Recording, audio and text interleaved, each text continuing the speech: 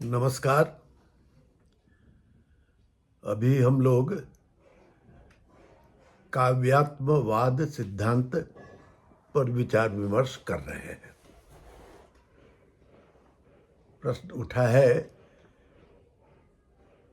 कि अनेक तत्व होते हैं, उन तत्वों में से कौन सा तत्व ऐसा है जो काव्य की आत्मा होने के उपयुक्त है। इसी संबंध में 6 प्रकार के संप्रदायों की चर्चा आती है। अलंकार संप्रदाय, रीति संप्रदाय, वक्रोक्ति संप्रदाय, औचित्य संप्रदाय, रस संप्रदाय और ध्वनि संप्रदाय। तो हम लोग 5 तत्वों का विमर्श कर चुके हैं।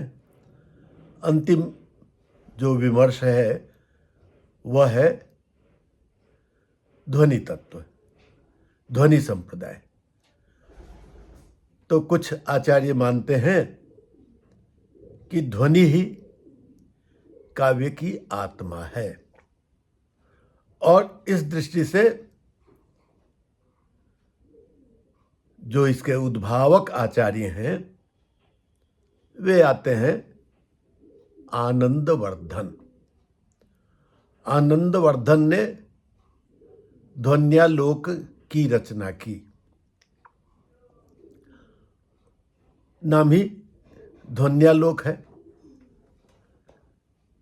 तो ध्वनि तत्व का विवेचन ही उनका मुख्य प्रतिपाद्य है, और उसकी शुरुआत करते हुए उन्होंने सीधे सीधे यही कहा, काव्यस्यात्मा ध्वनि रीति बुधैर्यः समाम्नात पूर्व, कि काव्य की आत्मा ध्वनि है। तो उन्होंने सीधे सीधे कहा क्या कि ध्वनि ही काव्य की आत्मा होगी। अब ये ध्वनि तत्व है क्या? तो इसका विवेचन थोड़ा दुरूह ही है, क्योंकि इसको भिन्न भिन्न रूप से विद्वानों ने विचारित किया है। आचार्य आनंदवर्धन जो हैं वो इसे प्रतिपादित करते हुए कहते हैं, प्रतीयमानं पुनरन्यदेव वस्त्वस्ति वाणीषु महाकवीनां यत्तत् प्रसिद्धावयवातिरिक्तं विभाति लावण्यमिवांगनासु। वे बतलाते हैं कि प्रतीयमानं पुनरन्यदेव वस्त्वस्ति वाणीषु महाकवीनां, महाकवियों की वाणी में, महाकवि का मतलब केवल महाकवि महाकाव्यों के रचयिता नहीं, अपितु काव्यों के रचयिता यानी कवि। तो महाकवीनां वाणीषु, कवियों की वाणी में, प्रतीयमानं पुनरन्यदेव यत् वस्तु अस्ति, कि कवियों की वाणी में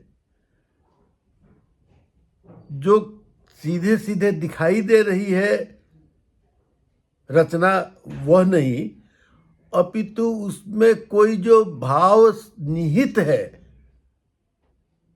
जिसको समझ पाना आसान नहीं है। इसी के लिए हमारे यहाँ सहृदय शब्द की बात कही गई है, सामाजिक शब्द की बात कही गई है, कि जो काव्य को समझने में निपुण हो वह सहृदय होता है। तो सभी लोग काव्य के मर्म को समझ नहीं पाते हैं। तो काव्य के मर्म को समझने वाले जो लोग होंगे वही सहृदय हैं, वही सामाजिक हैं, काव्य तत्ववेत्ता हैं। और ऐसे लोगों के लिए वो कह रहे हैं कि वाच्य कि प्रतीयमानम पुनरन्यदेव वस्तुस्ति वाणीषु महाकवीनाम यत्तत् प्रसिद्धावयवातिरिक्तम यत्तत् प्रसिद्ध अवयवातिरिक्तम विभाति लावण्यम इव अंगनासु। अंगनासु सुंदरी नारियों में जो अलग अलग अंग दिखाई देने वाले हैं उसके सौंदर्य को नहीं, अपितु समग्र रूप में जो किसी ललना का, सुंदरी नारी का लावण्य शोभित होता है, उसी प्रकार से किसी भी वाक्य में जो अलग अलग तत्व होते हैं, गुण, अलंकार इत्यादि बहुत सारे तत्व, उन सभी अवयवों से अतिरिक्त जो अलग से एक कुछ विशिष्टता प्रतीत होती है, उसे ही हम ध्वनि कहेंगे।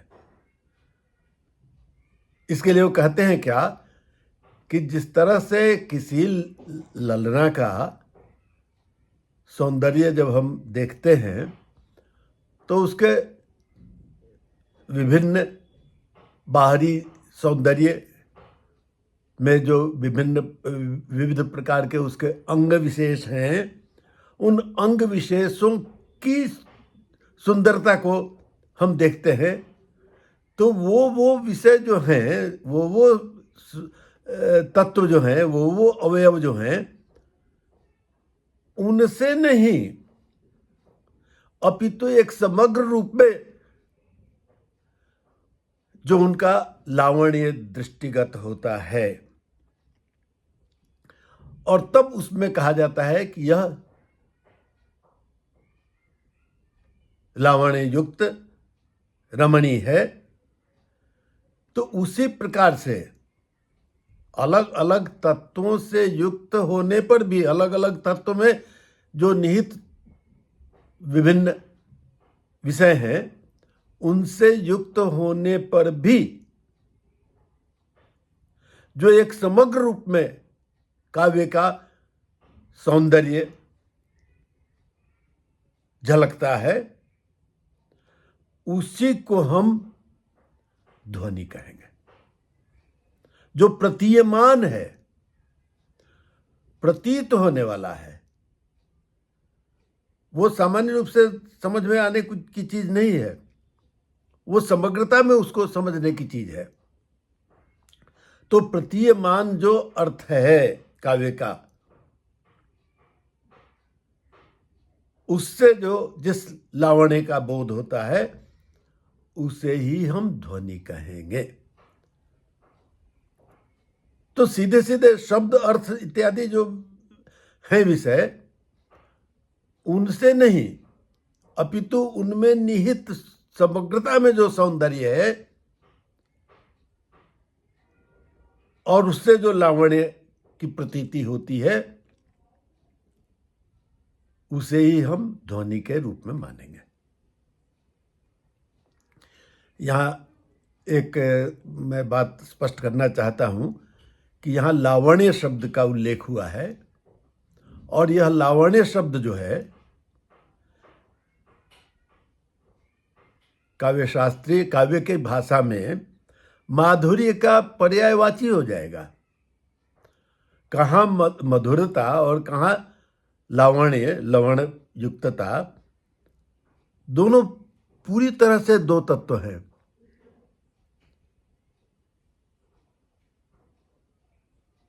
छह प्रकार के रस माने गए हैं: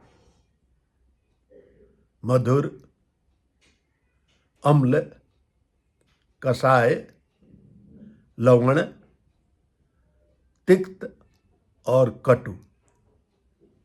तो ये छह प्रकार के रस माने गए हैं जो कि ब्रह्मा की सृष्टि मानी गई है। इसी बात को आचार्य मम्मट ने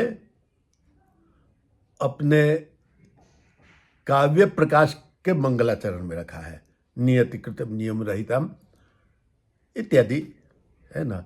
और वहां नवरस रुचिराम वो कहते हैं क्या कि कहाँ ब्रह्मा की सृष्टि में 9 रस होते हैं, 6 रस होते हैं, वहीं पर कवि की सृष्टि में 9 रस होते हैं। तो इस तरह से कवि की सृष्टि अतिशायिनी है, बढ़कर है। तो इस तरह से 6 प्रकार के रसों से युक्त ब्रह्मा की सृष्टि है और कवि की सृष्टि में 9 रस होते हैं, इसलिए कवि की सृष्टि उत्कृष्ट है। तो यहां पर लावण्य जो शब्द आया हुआ है, मैंने बताया ना कि उसका पर्यायवाची यदि हम करेंगे तो माधुर्य कर सकते हैं। कहाँ माधुर्य और कहाँ लावण्य, दोनों एकदम 2 तरह का है, लेकिन दोनों में परस्पर एक ही बात कही जा रही है। यहाँ एक ऐसे ही बात आ गई है तो मैं बतलाना चाहूँगा कि यह जो 6 रस माने गए हैं तो उसमें सारे रस बहुत स्पष्ट हैं।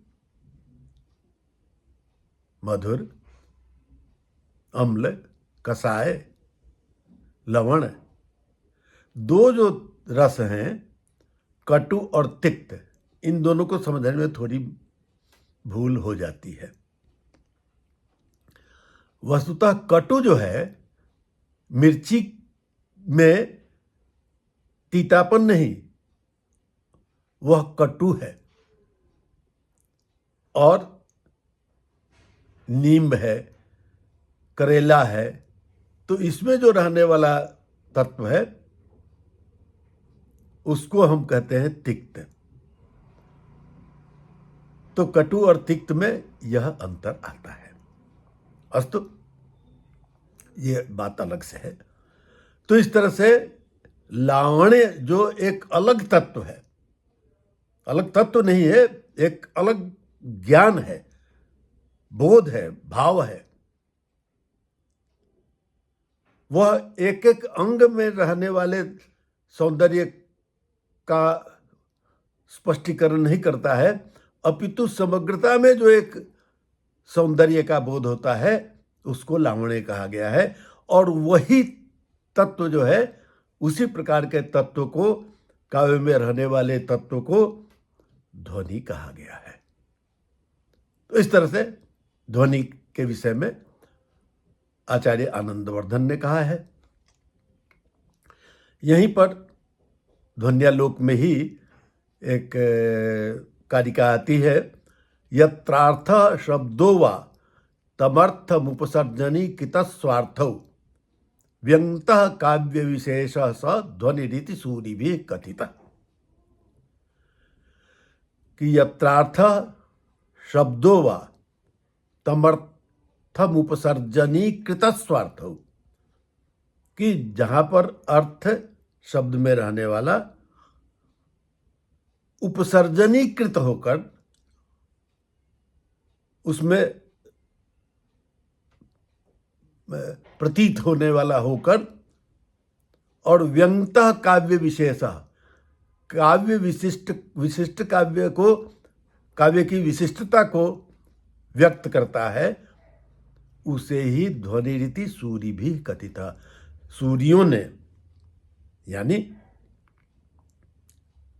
विद्वानों ने क्या कहा है, तो ध्वनि रीति कथिता, उसे ही ध्वनि कहा गया है। तो यहां पर कि शब्द में रहने वाला जो अर्थ है उसमें उपसर्जनीकृत है, उसमें गूढ़ रूप से जो विराजमान अर्थ है, और उससे कुछ अलग ही प्रकार की प्रतीति जो होती है, उसी प्रतीति को हम ध्वनि कहेंगे।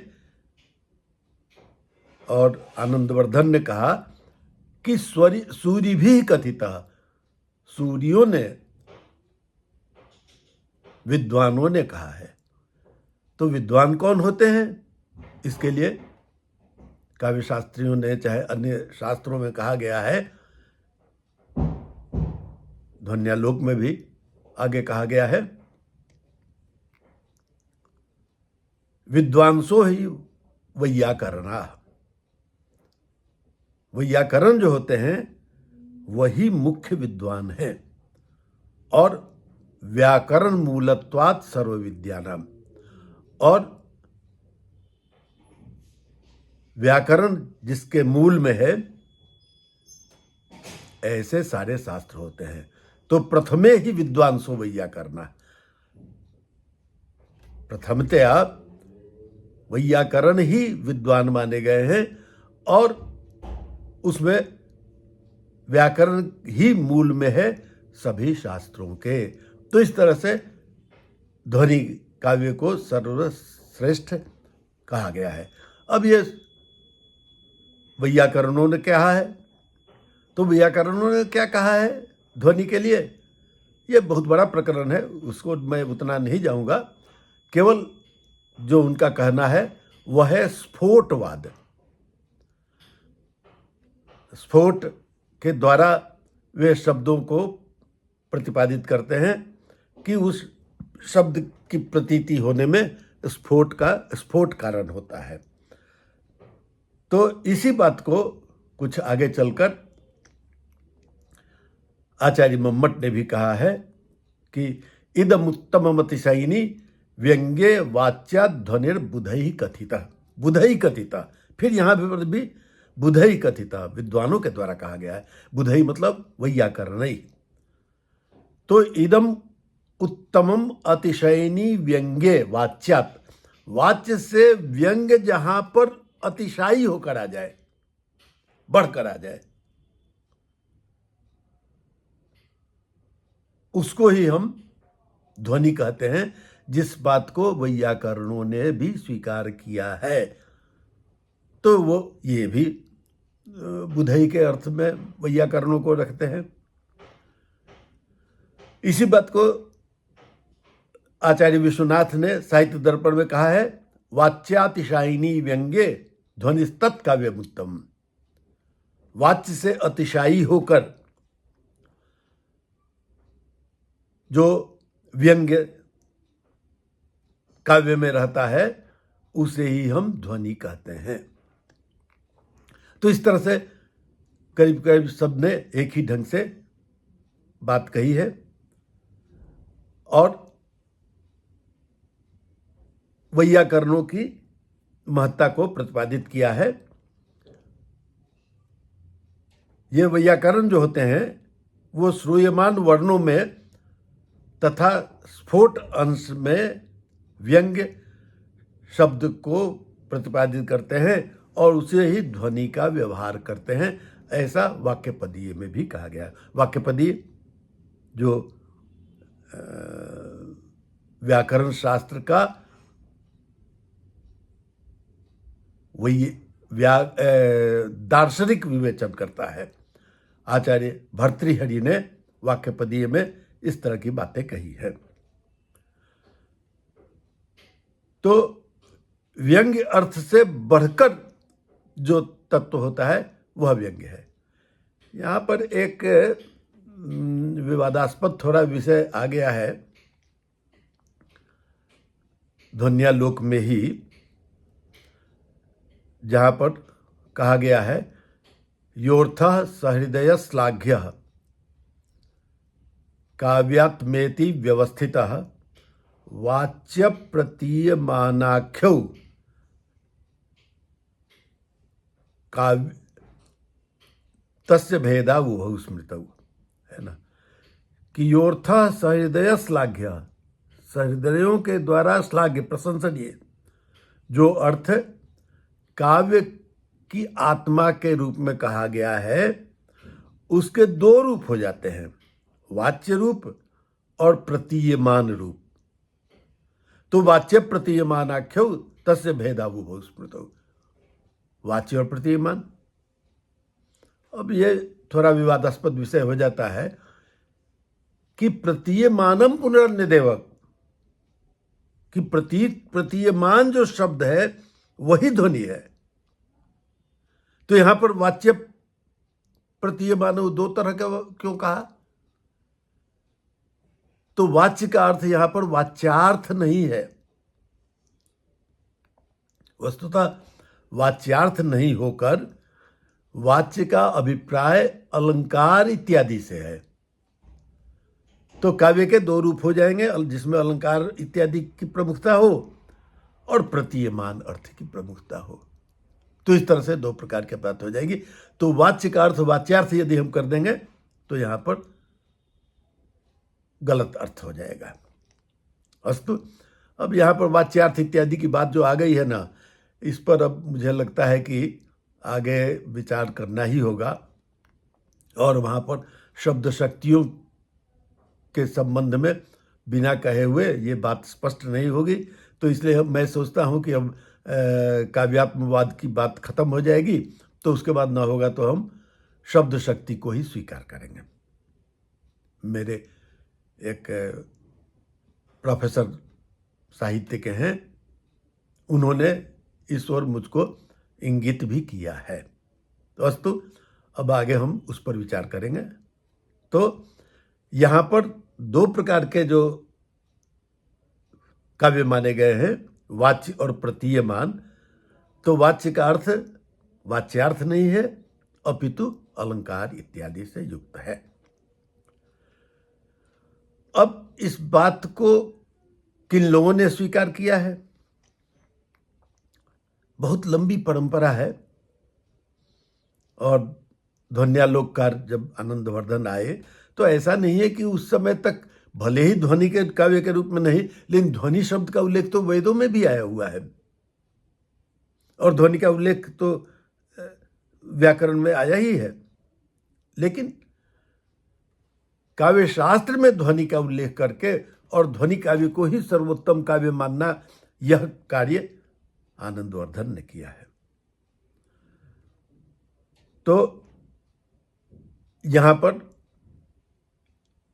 आनंदवर्धन के टीकाकार में इस बात को मैं पहले भी बोल चुका हूं, अभिनव गुप्त का की अभिनव भारती भी है और ध्वन्यालोक पर उन्होंने लोचन टीका लिखी है। तो लोचन में भी उन्होंने, अभिनव गुप्त ने विस्तार से इसका विवेचन किया है और अभिनव गुप्त के विवेचन से ही इस ध्वनि तत्व को समझने में ज्यादा सुविधा होती है। थोड़ा समय कम दिखाई दे रहा है, तो इसलिए मैं ऐसा करता हूं कि बहुत सारे उन गंभीर विषयों की ओर नहीं जा रहा हूं। अब मैं एक तथ्य की ओर निर्देश करना चाहूँगा कि इस ध्वनि को अलग अलग ढंग से बहुत सारे भेदोपभेद में बांटा गया है। सामान्य रूप से ध्वनि काव्य के 51 भेद माने गए हैं, लेकिन मम्मट ने तो अपने ढंग से इतना विशाल ये किया कि उन्होंने 10,455 भेद बना दिए और इस तरह से ध्वनि के बहुत सारे भेद किए गए हैं। लेकिन मोटे तौर पर ध्वनि काव्य के 3 प्रकार के भेद हो जाते हैं: अलंकार ध्वनि, वस्तु ध्वनि और रसद ध्वनि। तो अलंकार के द्वारा जो ध्वनि होती है वह अलंकार ध्वनि है। वस्तु बने कथा वस्तु, प्लॉट कंस्ट्रक्शन, तो उसके माध्यम से जो आती है वह वस्तु ध्वनि है और रस के माध्यम से जो ध्वनि आती है वह रसद ध्वनि है। ये वस्तुतः 2 प्रकार के भेद किए गए हैं, अभिधा मूला और लक्षणा मूला। तो अभिधा मूला के 3 भेद किए गए हैं और फिर लक्षणा मूला के अर्थांतर संक्रमित और अत्यंत तिरस्कृत वाच्य, तो इस तरह से 2 भेद किए गए हैं। मैं इस पर विस्तार से नहीं जा रहा हूं।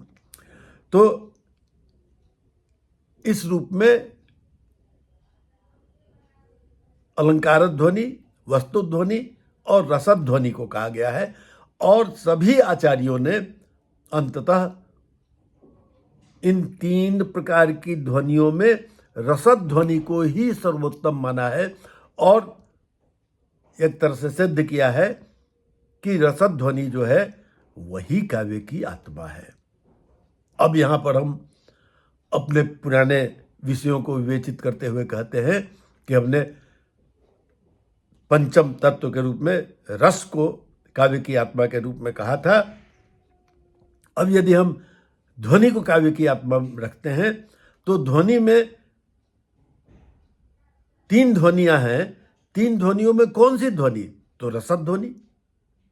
तो रसद ध्वनि ही सर्व प्रधान है और रसद ध्वनि को ही काव्य की आत्मा रखते हैं ध्वनिवादी आचार्य। तो एक तरह से कहा जाए तो रस को काव्य की आत्मा यदि हम माने अथवा ध्वनि को काव्य की आत्मा हम माने तो दोनों बातें एक हो जाती हैं, क्योंकि ध्वनि का मतलब होगा रसद ध्वनि, उसकी ही प्रधानता हो जाएगी। तो रस को काव्य की आत्मा माने या रसद ध्वनि को काव्य की आत्मा माने, दोनों ही बातें एक ही ओर इंगित करती हैं। इसलिए समग्रता में यदि हम विचार करें तो हम कहेंगे कि काव्य की आत्मा के संबंध में जो अनेक प्रकार के विचार विमर्श हुए हैं उनमें रस को काव्य की आत्मा मानना अथवा रसद ध्वनि को काव्य की आत्मा मानना, दोनों ही बातें एक ही प्रकार की बातें हो जा रही हैं। तो इसलिए एक ही तत्व है और इसलिए रस को काव्य की आत्मा माने या ध्वनि को काव्य की आत्मा माने, लगभग एक ही बात है। एक चलते चलते थोड़ी बातें ये बतला दूं कि ध्वनि काव्य की प्रधानता को मानने वाले जो आचार्य हैं आनंदवर्धन तो वही हैं, लेकिन मम्मट ने इसका बहुत विस्तार से विवेचन किया है और मम्मट के आगे चलकर अनेक आचार्यों ने किया है। लेकिन एक जो हम अंतिम आचार्य के रूप में बार बार कहते हैं कि काव्य शास्त्रीय आचार्यों में अंतिम प्राचीन काव्य शास्त्री के रूप में पंडित राज जगन्नाथ हैं। तो पंडित राज जगन्नाथ ने विस्तार से ध्वनि को स्पष्ट किया है और ध्वनि का विवेचन किया है। तो इस तरह से ध्वनिवादी आचार्यों में आनंदवर्धन, मम्मट और पंडित राज जगन्नाथ ये प्रमुख होंगे। लेकिन कुछ आचार्य ऐसे भी हुए हैं जिन्होंने कि ध्वनि सिद्धांत का विरोध किया है। उन ध्वनि सिद्धांत के विरोधियों में मुकुल भट्ट हैं जो कि अभिधावादी हैं। जब आगे मैं शब्द शक्ति का विवेचन करूंगा तो उस समय अभिधा की बात की जाएगी, तो उस समय इनकी चर्चा मैं समझता हूँ कि हो जाएगी। तो मुकुल भट्ट हैं, प्रतिहारेंदु राज हैं और जिनका कि उल्लेख मैं रस निरूपण के प्रसंग में मैं कर चुका हूँ कि 4 प्रकार के आचार्य बहुत महत्वपूर्ण हैं। तो उनमें भट्ट लोल्लट, शंकुक, भट्ट नायक और अभिनव गुप्त। तो तीसरे जो आचार्य हैं भट्ट नायक, तो भट्ट नायक भी इसका खंडन करते हैं। भट्ट नायक भी ध्वनि काव्य को महत्व प्रदान नहीं करते हैं। तो वो हैं और इसके अतिरिक्त धनिक, जिनका ये दशरूपक है, और धनिक के भाई धनंजय के भाई धनिक, ये दोनों भी इसके विरोधी हैं। और उसके बाद कुंतक और महिम भट्ट, समय की कमी है तो महिम भट्ट जो अनुमानवादी हैं तो उन्होंने भी ध्वनि का विरोध किया है और उसको सभी ध्वन्यालोक में जो अनेक उदाहरण आए हुए हैं उन उदाहरणों का उन्होंने खंडन करके कहा है क्या कि इनका अनुमान में ही अंतर्भाव हो सकता है। तो इस तरह से कुछ आचार्य ऐसे हैं जो विरोधी हैं। तो आज इतनी ही बातें हुई।